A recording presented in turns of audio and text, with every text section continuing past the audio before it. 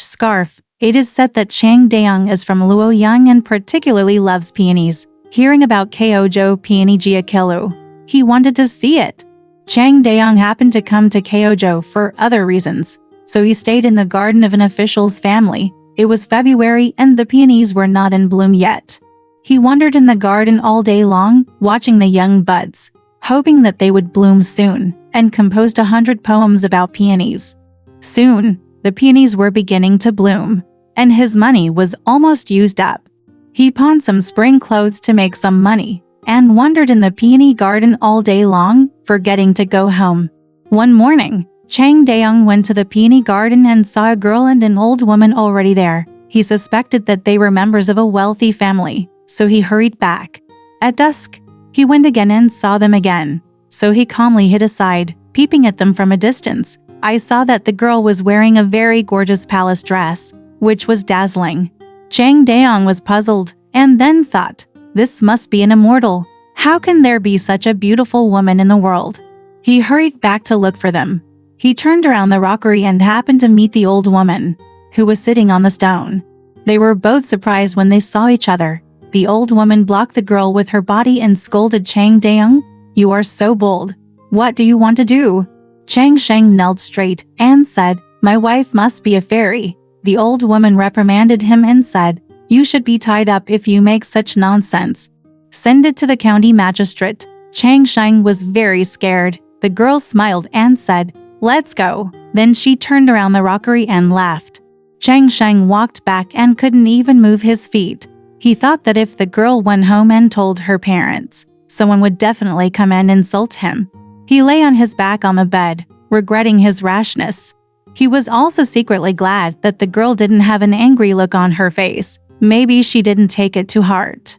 He regretted it for a while, was afraid for a while, and fell ill after struggling all night. The sun was high the next day, and no one came to ask questions.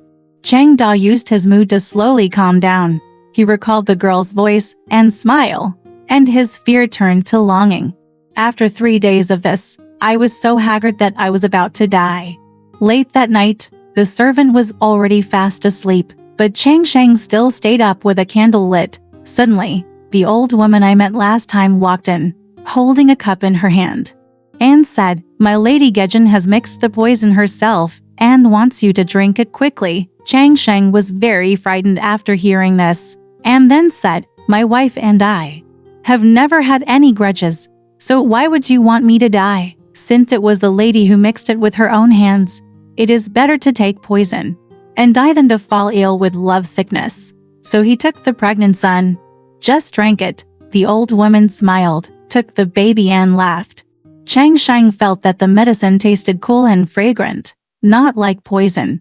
After a while, I felt relaxed and comfortable in my chest. My mind was refreshed, and I fell asleep soundly. When I woke up, the red sun filled the window. Chang Daeyoung tried to get up, and all his illnesses were cured, and he believed that they were gods even more. There was no chance to curry favor with them, so I could only go to the place where she had stood or sat when no one was round, kneel down devoutly, and pray silently. One day, while he was walking in the garden, he suddenly met the girl head-on deep in the woods. Fortunately, there was no one else. Chang Sheng was so happy that he immediately knelt on the ground. The girl came over to pull him. Chang Daeyoung suddenly smelled a strange aroma from the girl's body. He held the girl's snow-white wrist and stood up. He felt that the girl's skin was soft and delicate, making his bones feel numb. Just as he was about to speak, the old woman suddenly came. The girl asked Chang Daeyoung to hide behind the stone, pointed to the south and said, "At night, use the ladder to climb over the wall. The house with 4 red windows is where I live." After that, he hurriedly left. Chang Sheng felt lost, as if he had lost his soul. He didn't know where the girl had gone. At night, he moved the ladder up to the south wall and saw a ladder already placed there inside the wall. Chang Sheng happily stepped down the ladder and saw a house with red windows on all sides. Hearing the sound of chess being played in the room, he didn't dare to go forward. After standing outside for a long time, I had to climb over the wall and go back. After a while, I came back again, and the sound of the chess pieces was still ringing frequently. Chang Shang slowly approached the window and took a peek, and saw the girl playing chess with a beauty in plain clothes. The old woman was also sitting there, with a maid waiting beside her. He had no choice but to go back again. I went back and forth 3 times, and it was already midnight. Chang Shang was lying on the ladder when he heard the old woman come out and say, "Ladder, who put it here?" He asked the maid to come and move the ladder away together. Chang Shang climbed up the wall, thinking there was no ladder to go down, so he had to go back depressed. Chang Shang went back the next night and found the ladder already there. Fortunately, it was quiet and no one was there. Chang Shang went in and saw the girl sitting alone, seemingly thinking about something. Seeing Chang Shang, the girl stood up in surprise and leaned over shyly. Chang Shang bowed and said, "I think my blessings are shallow. I'm afraid I have no fate with the immortals." I never imagined that this day would happen. After saying that, he hugged her affectionately. He felt that her waist was only a handful and her breath was like an orchid. So fragrant. The girl resisted and said, "Why are you so impatient?" Chang Shang said, "Good things take a long time. If you are slow, you will be afraid of ghosts and jealousy." Before he finished speaking, he heard someone talking in the distance. The girl hurriedly said, "The Jade version girl is here. You can hide under the bed for now." Chang Shang obeyed. After a while, a woman came in and said with a smile, "The defeated general. Do you dare to fight me again? I have already made tea and I am here to invite you to have a good night." The girl excused herself because she was sleepy. The Jade edition asked again and again, but the girl sat there and refused to go. Jade Ban said, "I am so reluctant to leave. Is there a man hiding in the room?" He forced her to go out and left. Chang Shang crawled out and hated the jade tablet. He searched the girl's pillow and mat, hoping to find something left by the girl. However, there were no incense boxes and other items in the room. There was only a crystal ruyi placed on the bedside with a purple scarf tied on it. It was fragrant, clean and very cute. Chang Shang took it into his arms and climbed over the wall back to his residence. When he was arranging his clothes, he could smell the scent that was still strong, which made his adoration for the girl even stronger. But thinking about the fear of lying under the bed, and fear of being discovered and punished, I didn't dare to go there again after much deliberation. I can only treasure Ruhi and hope that she will come and find it. The next night, the girl came and said with a smile, "I always thought you were a gentleman, but I didn't expect you to be a thief." Chang Shang said, "That's true. The reason why I don't act like a gentleman once in a while is because I hope to get my wish." After saying that, he took her in his arms and took off her dress. As soon as the girl's white skin was exposed, the warm fragrance spread everywhere. While snuggling, I felt the scent of her breath and sweat everywhere. So Chang Shang said, "I thought you were an immortal, but now I know it's not a lie. I'm lucky enough to be appreciated by you. It's a fate. I'm just afraid that you will look like me." Du Langshang's marriage ended up being divorced. The girl smiled and said, "You are overthinking it. I am just a girl in love, and I was moved by love by chance. You must keep this matter secret, for fear of those who like to tell stories. Fabricating right and wrong? Then you can't fly away with wings, and I can't ride on the wind and clouds. It would be worse to be separated due to disaster than to be separated easily." Chang Shang thought she was right, but he always thought she was a fairy. I asked her last name again and again. The girl said, "Since you think I am an immortal, why do immortals need to keep their surnames?" Chang Shang asked, "Who is the old lady?" The girl said, "She is Grandma Sang. I took care of her when I was a child, so I treat her well, unlike other servants." Then he got up and wanted to leave, saying, "I have many eyes and ears there, so I can't stay out for too long. I will come back when I have time." When leaving, he asked Chang Shang for his wish and said, "This is not my thing. It was left to me by the jade tablet." Chang Shang asked, "Who is the jade tablet?" The girl said, "She is my uncle and sister." Chang Shang returned Ruyi to her and she left. After the girl left, Chang Shang's quilt and pillows were all stained with strange fragrance. From then on, the girl came every 2 or 3 nights. Chang Shang was obsessed with her and no longer wanted to go home, but after all his money was spent, he wanted to sell the horse. When the girl found out, she said, "For my sake, You spent all your money and pawned your clothes. I really feel sorry for you. Now you want to sell the horse again. How can you get back after traveling more than 1,000 miles? I have some savings and can help. You're not busy at all." Chang Sheng declined and said, "Thank you for your true love for me. No matter what, I can't repay you.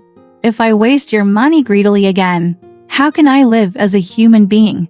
The girl insisted on giving it to him and said, "Even if I'll lend it to you temporarily." Then he took Chang Sheng's arm and came to a mulberry tree, pointed to a stone and said, "Move it." Chang Sheng moved the stone. The girl took off the hairpin from her head, pricked the soil dozens of times, and then said, "Pull off the soil." Chang Sheng did as he was told and could already see the mouth of the urn. The girl put her hand into the urn and took out nearly 50 taels of silver. Chang Sheng pulled her arm to stop him, but she refused to listen and took out more than a dozen silver coins. Chang Sheng forced himself to put back half of the jar and bury it. One night, the girl told Chang Sheng, "There have been some rumors in recent days. Depending on the situation, we can't get together for a long time. We have to discuss this matter first." Chang Sheng said in surprise, "What can I do? I have always been cautious. Now because of you, I am like a widow who has lost her usual ethics. She cannot be her own master. I listen to you in everything, even if I am a sword or an axe. This is terrible." The girl came up with the idea to run away together and asked Chang Sheng to go home first and agreed to meet him in Luoyang. Chang Sheng packed up and went home, preparing to greet her when he got home. As soon as he arrived at the door of the house, the girl's car also arrived, so they went in together to meet her family. The neighbors came to congratulate them in surprise, not knowing that they had escaped secretly. Chang Sheng was secretly worried, but the girl was very calm and told him, "Don't say that you can't find her even if you find her thousands of miles away.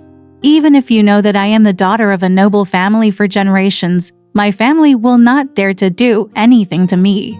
Chang Sheng's younger brother, Chang Daki, is 17 years old. When the girl saw him, she said to Chang Sheng, "My brother is smart by nature and has a much better future than you." Daki had set a date for the wedding, but his fiancée suddenly died. The girl said, "You have secretly met my sister Yubin. She has a very good appearance. She is about the same age as my brother. They are a perfect couple." Chang Sheng laughed when he heard it and asked her to be a matchmaker in a joking tone. The girl said, "If you must marry her, it will not be difficult." Chang Sheng said happily, "What can I do?" The girl said, "My sister and I are the best friends. Just 2 horses and a light cart, and an old woman can run back and forth." Chang Sheng was afraid that their past would be exposed and did not dare to follow her ideas. The girl kept saying, "There is no hindrance. Just let the driver drive," and sent Grandma Singh to pick her up. A few days later, when I arrived in Keojo, when I was approaching the gate, Grandma Singh got out of the car, asked the driver to wait on the road, and went into the yard in the dark. After a long time, he came out with a woman, got in the car and walked back. I slept in the car at night and left at 5 o'clock. The girl calculated the day for their return and asked Daki to dress up to welcome them. They met after traveling about 50 miles. Daki got into the car and returned home with them. Drums and music were playing. The wedding room was decorated with flowers and candles, and they went to the church to get married. Since then, both brothers have married beautiful wives, and their families have become richer and richer day by day. One day, dozens of bandits on horseback suddenly broke into Chang Sheng's home. Chang Daong knew something had happened and led his family to the top of the building. The robbers came in and surrounded the building. Chang Daong leaned over and asked, "Do we have any grudge?" He replied, "No grudge, but I want 2 things. First, I heard that the beauty of the 2 ladies is unparalleled in the world. Please let us see it.